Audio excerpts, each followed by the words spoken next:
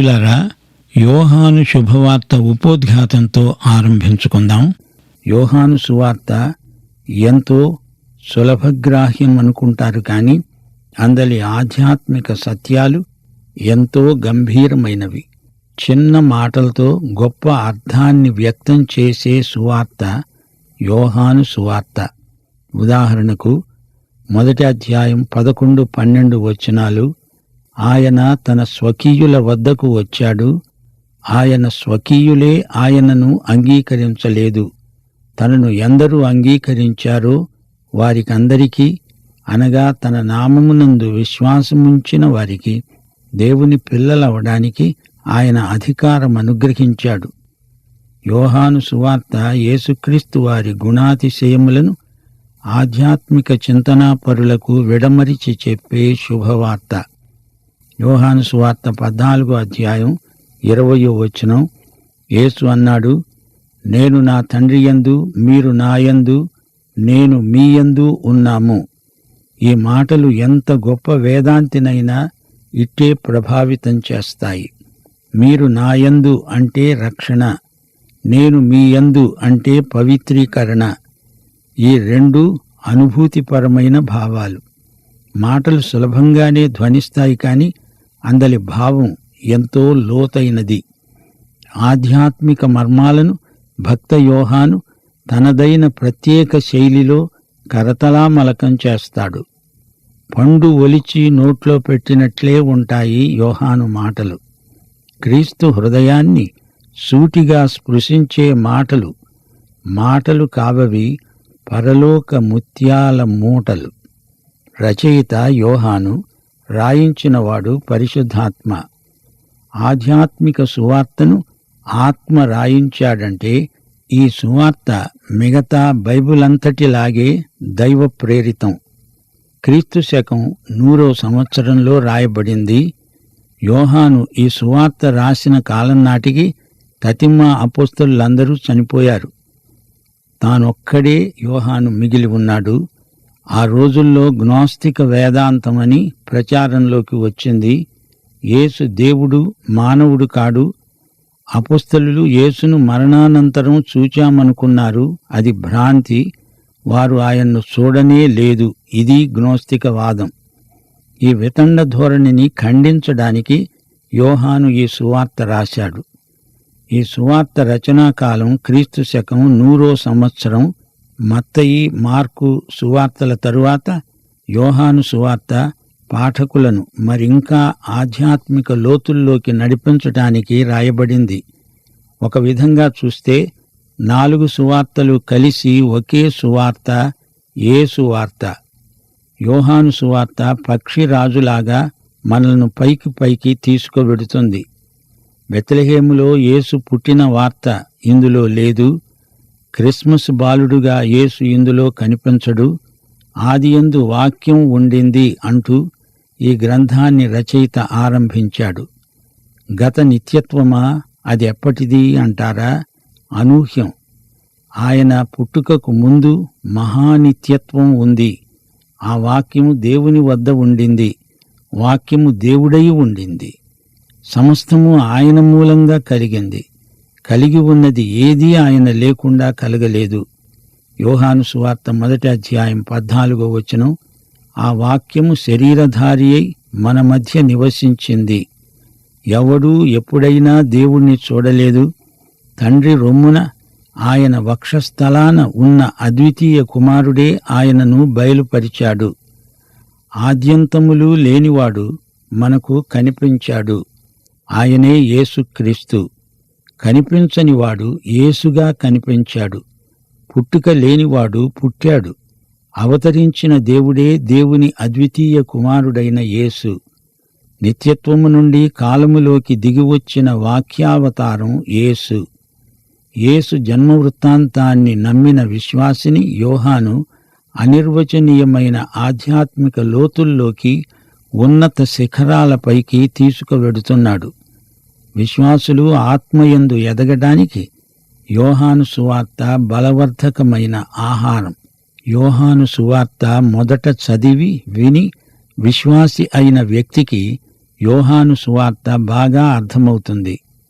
అందుకే మేము ఘంటాకంఠంతో చెబుతున్నాము, యోహాను సువార్త ఒక ఎత్తు, మిగతా సువార్తలు మరో ఎత్తు. యోహాను సువార్త 13 నుండి 17 అధ్యాయం వరకు విశ్వాసులకు మాత్రమే అన్వయించే సత్యాలెన్నో ఉన్నాయి. యేసు పునరుత్థానాన్ని యోహాను సువార్త ఎక్కువగా వివరిస్తుంది. పౌలన్నాడు 2 కొరింథీ 5 అధ్యాయం 16 వచనం, ఇక మీదట యేసును శరీర రీతిగా ఎరుగము. యోహాను సువార్త యేసును శరీర రీతిగా కాక ఆత్మరీతిగా ప్రత్యక్షం చేస్తుంది. యేసును పునరుత్థానుడైన యేసుగా మనం ఎరుగుదుము. యేసు తిరిగి లేచి 7 సార్లు శిష్యులకు కనిపించిన వైనం యోహాను సువార్తలో ఉండడం గొప్ప విశేషం. మగ్దలేనీ మరియకు తోటలో కనిపించాడు. తరువాత మేడగదిలో శిష్యులకు కనిపించాడు. అప్పుడు తోమా లేడు. 3వసారి తోమా ఉన్నప్పుడు మేడగదిలో కనిపించాడు. ఈ 3 యోహాను సువార్త 20వ అధ్యాయంలో ఉన్నాయి. ఆ తరువాత గలిలీ సముద్ర తీరాన కనిపించాడు. శిష్యులు కొందరు చేపలు పట్టుతున్నారు. యోహాను సువార్త 21వ అధ్యాయం 5వ వచనం, పిల్లలారా, తినడానికి ఏమైనా ఉందా అని ప్రభువు వారిని అడిగిన సందర్భమిది. మీరు ఈ లోక సముద్రంలో ఎన్ని చేపలు పట్టారు? తీసుకురండి అని ప్రభువు మిమ్ములను అడిగే రోజు రాబోతోంది, జాగ్రత్త. ఆయన చెప్పినట్లు మనుషులను పట్టే జాలరులై ఉండాలి. సముద్ర తీరాన యేసు శిష్యులతో ఉదయకాల భోజనం పంచుకున్నాడు. యోహాను సువార్త 21వ అధ్యాయం 15 నుండి 17వ వచనం వరకు శిష్యుడైన పేతురుకు యేసు ప్రేమ పరీక్ష పెట్టాడు. నన్ను ప్రేమిస్తున్నావా అని అడిగాడు. యేసు కొరకు సేవ చెయ్యాలంటే ఇదే యోగ్యతాపత్రం. నీవు యేసును ప్రేమిస్తున్నావా? పేతురు హతసాక్షి అవుతాడు అన్నాడు ప్రభువు. గాని యోహాను ఇంకా బహుకాలం బతికి ఉన్నాడు. ఈ సువార్త రాయటానికే యేసు అతణ్ణి మిగిల్చాడు. ఈ యోహాను 3 పత్రికలు, ప్రకటన గ్రంథం కూడా రాశాడు. 7 సార్లు ప్రభువు కనపడి తన విశ్వాసులను ఎంతగానో బలపరిచాడు. యేసు పుట్టక మునుపు మెస్సియా రాకడను గురించి ప్రపంచమంతా పలు విధాల అవ్యక్తమైన నిరీక్షణ వ్యక్తం చేస్తూ వచ్చింది. తూర్పు దేశం నుండి యెరూషలేముకు జ్ఞానులు రావడం అదొక మార్మిక చారిత్రక వృత్తాంతం. మత్తయి సువార్త 2వ అధ్యాయం 2వ వచనం, యూదులకు రాజుగా పుట్టినవాడు ఎక్కడా? మత్తయి సువార్త 2వ అధ్యాయం 2వ వచనంలోని సత్యం మనకెంతో ఆశ్చర్యం గొలుపుతుంది. తూర్పు దేశాల ప్రజలకు యోహాను సువార్త ఎంతో అర్థవంతమైనది. ఈజిప్టు, బబులోను, పర్షియా, భారతదేశం, చైనా ఈ దేశాలకు యోహాను సువార్త ఎంతో అమూల్యమైనది. టిబెట్టు, మంగోలియా ఇవే తూర్పు దేశాలు. జ్ఞానులు మహారాజ సందర్శనార్థమై ఈ దేశాల నుంచే వచ్చారు. వారు బంగారం, సాంబ్రాణి, బోళము కానుకలుగా తెచ్చి సమర్పించారు. తూర్పు మార్మికమైన దిక్కు. కొలంబసును అన్వేషకుణ్ణి చేసింది తూర్పు ఆకర్షణ. ధనధాన్య సమృద్ధి ఒక చెంప, కటికి దరిద్రం ఒక చెంప సహజీవనం చేసే తూర్పు దేశాలు. తూర్పు దేశపు జ్ఞానులు యేసును వెతుక్కుంటూ వచ్చారు. మేము తూర్పున నక్షత్రం చూచాము, రాజును చూచి ఆరాధించడానికి వచ్చాము అన్నారు జ్ఞానులు. వారికి రక్షణ కావాలి. మతం వారిని రక్షించలేకపోయింది. అలాంటి తూర్పు దేశీయులకు యోహాను సువార్త దేవుడిచ్చిన గొప్ప వరం. పరలోక మహిమ నుండి వచ్చిన మహాదేవుడు యేసుక్రీస్తు. ఆది నుండి అంతకు ముందు నుండి ఉన్న వాక్యం శరీరం ధరించింది. తూర్పు దేశాలకు మతాలెన్నో ఉన్నాయి. ఇశ్రాయేలు తూర్పు దేశమే. దేవాలయాలు, ఆచారాలు లెక్కకు మిక్కిలిగా ఉన్నాయి. దేవాలయాన్ని శుద్ధి చేశాడు యేసు ప్రభువు. యేసు తానే దేవాలయమై ప్రజలను తన వద్దకే కాదు తనలోకి రమ్మని ఆహ్వానిస్తున్నాడు. ఇదే యోహాను సువార్త. దేవుడు మహాపరిశుద్ధుడు. నీవు శుద్ధి పొందకుండా దేవుణ్ణి ఎలా ఆరాధించగలవు? నిన్ను శుద్ధి చేసి నిన్నే తన ఆలయముగా చేసుకోగోరుతున్నాడు యేసు ప్రభువు. నికోదేము యేసు ముఖాముఖిగా సంభాషించిన సన్నివేశం యోహాను సువార్తలోనే ఉన్నది. మతంతో, మతాచారాలతో, మత ఛాందసంతో నిండిపోయిన నికోదేముకు యేసు చేసిన దివ్య ప్రబోధం మరువరానిది. యోహాను సువార్త 3వ అధ్యాయం 3వ వచనం, నీవు తిరిగి జన్మించాలి. నికోదేముకు నూతన జీవం కావాలి. పాత మతం పోవాలి. పాత వస్త్రానికి మాసికలు వేయడానికి ప్రభువు రాలేదు. మనకు నీతి వస్త్రం కప్పటానికి వచ్చాడు యేసు ప్రభువు. విశ్వాసమాత్రం చేత మనల్ని నీతిమంతులను చేసి దేవుని ఎదుట మనల్ని నిలువబెట్టడానికి యేసు చేసింది ఎంతో ఉంది. స్త్రీత్వాన్ని యేసు ప్రభువు ఎంతో పైకి ఎత్తాడు. ఆయన స్త్రీ గర్భవాసాన జన్మించాడు. కానా పెండ్లికి హాజరయ్యాడు, ఆశీర్వదించాడు. యాకోబు బావి వద్ద గ్రామీణ స్త్రీతో మాట్లాడాడు. ఆమె ఎలాంటిదైనా ఆమె కోసం చనిపోవటానికే కదా ఆయన వచ్చాడు. పురుషులెంతో యేసు దృష్టిలో స్త్రీలు అంతే. ఆయన ఎట్టి వివక్షత చూపలేదు. 5,000 మందికి అన్నం పెట్టాడు. భోజనానంతరం అక్షయ ఆహారాన్ని గురించి చక్కని ప్రసంగం చేశాడు. కడుపు నిండా అన్నం పెడతాడు గదా అని ఆయనను రాజును చెయ్యబోయారు. ఆయన తప్పించుకుపోయాడు. నేను లోకానికి వెలుగును అన్నాడు ప్రభువు. నేనే మార్గమును, సత్యమును, జీవమును అన్నాడు. తూర్పు దేశాలకు ఇది ఎంతో గొప్ప సందేశం. యోహాను సువార్త 20వ అధ్యాయం 30-31 వచనాలు. అనేకమైన ఇతర సూచక క్రియలను యేసు తన శిష్యుల ఎదుట చేశాడు. అవి ఈ గ్రంథమందు రాయబడి ఉండలేదు గాని యేసు దేవుని కుమారుడైన క్రీస్తు అని మీరు నమ్మేటట్లు, నమ్మి ఆయన నామమందు జీవము పొందేటట్లు ఇవి రాయబడ్డాయి. ఈ రోజున ఈ లోకానికి కావలసింది మతం కాదు, సూపర్ మతము కాదు, జీవం కావాలి. యేసే జీవదాత. ఈ సువార్తనే మనం ధ్యానించబోతున్నాము. మత్తయి, మార్కు, లూకా సువార్తలు ఒకే పద్ధతిలో రాయబడినాయి. ఒకే దృక్పథంతో రచించబడినవవి. 4వ సువార్త అనగా యోహాను సువార్త వాటికి భిన్నమైంది. రచనా విధానంలో వేరైన ప్రత్యేక శైలి ఇందులో కనిపిస్తుంది.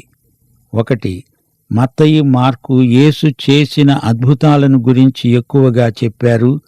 లూకా యేసు చెప్పిన ఉపమానాలను ఎక్కువగా చెప్పాడు. అయితే యోహాను ఈ పద్ధతిని వాడలేదు. 2. యోహాను సువార్తలో అద్భుతాలను సూచక క్రియలుగా చూపటం జరిగింది. ఈ సువార్తలోని సూచక క్రియలన్నీ ఒక ప్రత్యేక ఆధ్యాత్మిక సత్యానికి సూచనలు. 5,000 మందికి అన్నం పెట్టి జీవాహారాన్ని గురించి ఆయన మాట్లాడాడు. యోహాను సువార్తలో ఇలాంటి సూచక క్రియలు మొత్తం 11 ఉన్నాయి. 3. యోహాను సువార్తలో ఉపమానాలు లేవు. అయితే యోహాను సువార్త 10వ అధ్యాయం 6వ వచనంలో సాదృశ్యం అనే మాట వస్తుంది. సాదృశ్యం అంటే ఉపమానమే. మంచి కాపరి అనే భావన ఉపమానము కాదు, అది ఉపదేశం. యేసుక్రీస్తు యొక్క 3 సంవత్సరాల బహిరంగ సేవ యోహాను సువార్త కథా సంవిధానంలో చక్కగా ఇమిడిపోయింది. యోహాను సువార్త 1వ అధ్యాయం 29-35 వచనాలలో మరునాడు, మరో చోట, 3 రోజులు అంటూ దినచర్యలను పరిచయం చేయటం జరిగింది. ఆయా స్థలాలను, పట్టణాలను కూడా రచయిత పేర్కొన్నాడు. యొర్దాను నదికి అవతల బేతనియా, గలిలయలోని కానా అంటూ భౌగోళిక ఆధారాలు మనకు యోహాను చూపుతున్నాడు. యోహాను సువార్తలో యేసు యొక్క దేవత్వం ప్రతిపాదించబడింది. అయితే ఆయన మానవత కూడా విస్పష్టంగా చూపబడింది. సమరయ్య మార్గాన నడిచిన యేసును ఈ సువార్తలో చూస్తాము. ప్రయాణం చేత అలసిపోయినవాడై యేసు యాకోబు బావి దగ్గర కూర్చున్నాడు. మరోచోట యేసు ఏడ్చాడు. ఆయన యొక్క మానవతామహితమైన వ్యక్తిత్వాన్ని చూడండి. యేసు అని మాత్రమే చెప్పబడింది. యేసు క్రీస్తు అని చెప్పలేదు. కారణం, యేసు అన్నప్పుడు ఆయన మానవత మనకు స్ఫురిస్తుంది. యోహాను ఉద్దేశ్యం ఇదే. యేసు మానవత ఎంత వాస్తవమో ఆయన దేవత్వము అంతే వాస్తవం. ఈ సువార్తలో సంఘటనల కదలిక ఎంతో హుందాగా గోచరిస్తుంది. యోహాను సువార్త 16వ అధ్యాయం 28వ వచనం, నేను తండ్రి వద్ద నుండి బయలుదేరి లోకానికి వచ్చాను, లోకమును విడిచి తండ్రి వద్దకు వెడుతున్నాను. యోహాను సువార్త 13వ అధ్యాయం 1వ వచనం, తాను ఈ లోకము నుండి తండ్రి వద్దకు వెళ్లవలసిన ఘడియ వచ్చిందని యేసు పస్కా పండుగకు ముందే ఎరిగినవాడై ఎక్కడ నుండి ఎక్కడికి వచ్చాడో, తిరిగి ఎక్కడికి వెడుతున్నాడో యేసు స్పష్టంగా ఎరుగును. యేసు టూర్ ప్రోగ్రాం తేటగా ఆయనకు తెలుసు. దేవుడు మానవుడై దివి నుండి భువికి దిగివచ్చాడు. దేవనరుడై మహి నుండి మహిమలోకానికి తిరిగి వెళ్ళాడు. శరీరము ధరించిన దేవుడు, అవతరించిన దేవుడు, అటు తన తండ్రి అయిన దేవునితో, ఇటు తన సోదరులైన మానవులతో ఎంత సమతౌల్యం పాటించాడో చూస్తుంటే మనకు అమితంగా ఆశ్చర్యం కలుగుతుంది. నమ్మటం, జీవం, సూచకక్రియ, తీర్పు, సాక్ష్యం, సత్యం, రాజ్యం అనే మాటలు మొదటి 12 అధ్యాయాలలో తరచూ వినపడతాయి. 13 నుండి 17వ అధ్యాయం వరకు నమ్మకం, ప్రేమ, క్రియలు, ఆజ్ఞ, ఫలం, నిలిచి ఉండడం, అడగడం, సత్యం, అపవాది, సైతాను, లోకాధికారి అనే మాటలు వస్తాయి. 18 నుండి 21వ అధ్యాయం వరకు వచ్చే మాటలు సాక్ష్యం, నమ్మకం, ప్రేమ, సత్యం, జీవం, రాజ్యం. ఇవి మాటలే కాదు, ప్రతి మాట ఒక అంశం. యేసే దేవుడని నమ్ముతున్నారా? ఆయనకు మీ వ్యక్తిగత జీవితాలను సమర్పించుకున్నారా? అయితే ఈ యోహాను సువార్త మీకోసమే. యోహాను సువార్త సత్యాలను ఇతరులతో పంచుకొని వారిని ప్రభువు దగ్గరికి నడిపించగలరు. యేసుకు నీవు శిష్యుడివా? అయితే నీవు ఇతరులను యేసు ప్రేమించినట్లే ప్రేమించాలి. దేవుని వాక్యమందు ఎడతెగక నిలిచి ఉండాలి. పరిశుద్ధాత్మ నీకు ఆదరణకర్త అయి నిన్నాదరిస్తున్నాడా? ఆయన నిన్ను సర్వసత్యములోకి నడిపిస్తున్నాడా? అయితే ఈ సువార్త నీకోసమే. గమనించండి, ఈ సువార్త విశ్వాసులను అధిక విశ్వాసానికి పెంచుతుంది. దేవుని కుమారుడు మెస్సియా అయిన యేసు ప్రేమను మనలో అధికతరం చేస్తుంది యోహాను సువార్త. యోహాను యేసు ప్రేమించిన ప్రియశిష్యుడు. యోహాను సువార్తలో యేసే సువార్త అన్న సత్యం అడుగడుగునా కానవస్తుంది. ఈ పత్రికను యోహాను ఎఫెసు నుండి రాసి ఉండవచ్చు. యేసు అవతారంతో పాటు బాప్తిస్మమిచ్చిన యోహాను సాక్ష్యం సువార్తకు సమర్థనీయమైన సంఘటనలు. యోహాను సువార్త 1వ అధ్యాయం 14వ వచనం, ఆ వాక్యము శరీరధారి అయి కృపాసత్య సంపూర్ణుడుగా మన మధ్య నివసించాడు. తండ్రి వలన కలిగిన అద్వితీయ కుమారుని మహిమవలె మనము ఆయన మహిమను కనుగొన్నాము. యేసు తన మహిమనంతా పరలోకంలో విడిచిపెట్టి వచ్చినా తన దేవత్వాన్ని విడువలేదు. అందుచేత మానవుడైనా దేవుని మహిమ అడపాదడపా ఆయనలో కనిపించింది. యేసే శరీరము ధరించిన దేవుని వాక్యం. మానవతకు దేవుని సంపూర్ణ వ్యక్తీకరణ. సృష్టిలో యేసు ప్రత్యక్షం అవ్యక్తంగా ఉంది. అవతారంతో అది సమగ్రంగా సాక్షాత్కరించింది. యోహాను సువార్త 1వ అధ్యాయం 18వ వచనం, ఎవడూ ఎప్పుడూ దేవుణ్ణి చూడలేదు, తండ్రి రొమ్మున ఉన్న అద్వితీయ కుమారుడే ఆయనను బయలుపరిచాడు. యేసే దేవుని యొక్క సంపూర్ణ ప్రత్యక్షం. యేసు దేవుని కుమారుడు అనే సత్యం యోహాను సువార్త అంతటా పేర్కొనబడింది. యేసు తానేమై ఉన్నాడో యోహాను సువార్తలో అనేక విధాలుగా వ్యక్తం చేశాడు. నేను ఉన్నవాడను, ఉన్నాను అన్న యేసు తానేమై ఉన్నాడో బయలుపరచడం యోహాను సువార్తలోని ప్రత్యేకత. నిర్గమకాండం 3:14 నేను ఉన్నవాడను అనబడేవాడను, నేను మార్గమును సత్యమును జీవమును, నేను లోకానికి వెలుగును, నేనే పునరుత్థానమును జీవమును. ఈ వాక్చిత్రాలన్నీ యేసు అందరికీ రక్షకుడని ప్రకటిస్తాయి. యేసు రక్షణ ఎలాంటిది? యోహాను సువార్తలో రక్షణ అనడానికి నిత్య జీవం పర్యాయ పదంగా వాడబడింది. దేవునితో జీవించటం, బ్రతకటం అది ఇక్కడే ఆరంభమవుతుంది. యేసునందలి విశ్వాసమే నిత్య జీవానికి మన అర్హత. నిత్య జీవం ఎల్లప్పుడూ కొనసాగేదే, అది ఆగదు. రక్షణ ఎప్పుడు అంటే అది ఇప్పుడే, ఇక్కడే. ఇదే అనుకూల సమయం, ఇదే రక్షణ దినం. ఈ లోకంలో ఉండగానే ఇప్పుడే, ఇక్కడే, ఈ క్షణమే నీవు రక్షణ పొందగలవు. యోహాను సువార్త ప్రకారం రక్షణ కేవలం వ్యక్తిగతం. యేసునందు విశ్వాసముంచాలి. రక్షణ పొందగానే నీవు విశ్వాసులలో ఒకడివి అవుతావు. ఈ విశ్వాసుల సమూహం ఒక ప్రత్యేక జాతి, వంశం, దేవుని వారసుల కుటుంబం. ఇదే సంఘం. ఈ సంఘం లోకంలో ఉంది. సంఘము విలువలు లోకం కంటే భిన్నమైనవి. దేవుని సత్యాన్ని లోకం వ్యతిరేకిస్తుంది. క్రైస్తవ విశ్వాసులను లోకం ప్రతిఘటిస్తుంది. యోహాను సువార్త ఆదియందు అనే మాటతో ఆరంభమవుతుంది. జగత్పునాది ముందు నుండి ఈ సువార్త మొదలైంది. ఈ లోకమంతటినీ సృష్టిని చేసిన దేవుని వాక్యమే యేసుక్రీస్తుగా అవతరించడం గొప్ప విశేషం. ఈ వాక్యమే ఈ రోజున నిత్య జీవం ఇవ్వడానికి సిద్ధంగా ఉంది. దేవునికి స్తోత్రం. మరో మాట, యోహాను సువార్తలోని సంఘటనలు, వాటితో పాటు యోహాను ఆ సంఘటనలపై చేసిన వ్యాఖ్యానం కలిపి మనం ధ్యానం చేయబోతున్నాం. ఈ సువార్త గ్రంథంలో యేసు వివిధ మనస్తత్వాలు గల గుంపులతో మాట్లాడాడు, శిష్యులతో మాట్లాడాడు, తనను వ్యతిరేకించే మతనాయకులతో మాట్లాడాడు, పెద్ద జనసమూహాలను ఉద్దేశించి మాట్లాడాడు. ఆయా సందర్భాలలో యేసు చెప్పిన మాటలు ఈ రోజున మన జీవితాలకు చక్కగా అన్వయిస్తాయి.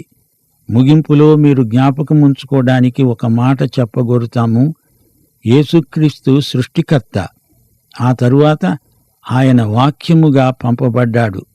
యేసే ఈ లోకానికి దేవుని తొలి పలుకు, తుది పలుకు. మనలో ఒకడై మనల్ని తనంత వాళ్లను చెయ్యడానికి ఆయన చెల్లించిన వెల శిలువ రక్తం. ప్రభువైన యేసుక్రీస్తు వారి కృప, తండ్రి అయిన దేవుని ప్రేమ, పరిశుద్ధాత్మ అన్యోన్య సహవాసము మనకు సదాకాలము తోడై ఉండునుగాక. ఆమేన్.